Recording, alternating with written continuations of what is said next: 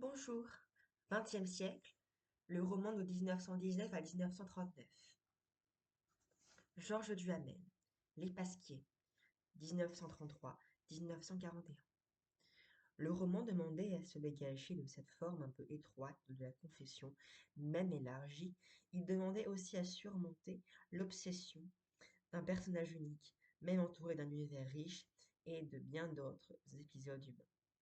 Certes, Duhamel ne pourra jamais se priver de donner au roman une dominante autobiographique, telle est sa nature d'homme et d'écrivain.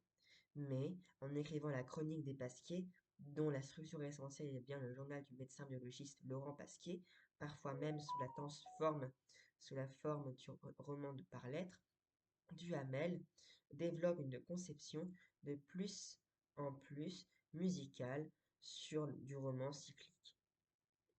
Il réussit le complexe contrepoint de ce journal avec l'évocation vivante et précise d'une société en état de crise et aussi avec l'analyse minutieuse et vivante d'une galerie de caractères et de types qui font concurrence à l'état civil.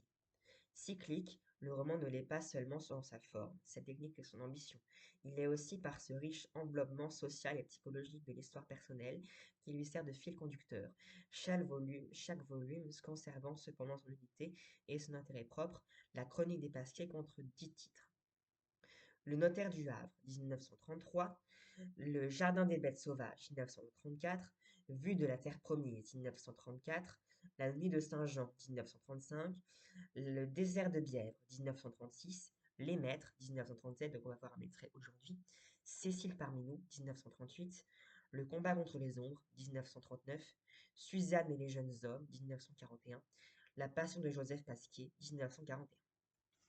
À travers ces 10 volumes se tisse une tapisserie romanesque, d'une technique sobre et classique, parfois même traditionnelle et conservatrice, où se manifeste, sans équivoque ni forfanterie, le réalisme robuste, l'habileté littéraire et l'intransigeance morale d'un des témoins les plus lucides de la première moitié du XXe siècle. Extrait. Pour être savant, on n'en est pas moins homme. Laurent Pasquier, aussi idéaliste et fervent que son frère Joseph, est cupide et opportuniste, s'est lancé avec passion dans la recherche médicale. Faute de pouvoir se référer, dans l'ordre moral ou religieux, à des valeurs transcendantes, il pense trouver auprès des grands savants et patrons de véritables maîtres. Titre du 6e volume des Pasquiers. Mais il devra bien tout déchanter, car, allié à l'intimité de ces grands hommes, il ne tardera pas à découvrir la petitesse de leur caractère. C'est l'occasion des pages où domine une sorte d'humour amer, derrière lequel se cache la désillusion du héros et de l'auteur. Monsieur Chalgrin, le patron de Laurent, est en rivalité avec son collègue Rohner à propos de recherches sur l'origine de la vie. Il a critiqué un ouvrage de Rohner sans publier cette critique, mais il a fait copier son propre texte par un ami de Laurent, Sénac. Or, l'une de ses copies est parvenue entre les mains de Rohner, qui en a publié la réfutation. Ainsi se manifeste, dans le conflit entre les deux maîtres, l'inextricable mélange des motifs nobles, scientifiques et philosophiques, et des motifs bas, concurrence et vanité, ne pouvant discerner parmi ces motifs ceux qui ont la priorité. Laurent éprouve un malaise précurseur de la désillusion. D'une voix plus basse, plus réticente, le patron s'est remis à parler. Je n'aime pas l'ouvrage de monsieur Ronneur. Soyez persuadé, mon ami, que je me suis gardé de lui en rien dire. Je crois même lui avoir écrit une lettre des plus élogieuses. Je n'en réservais pas moins mon indépendance critique. Monsieur Ronneur est de ces biologistes gâtés par la contagion mathématicienne.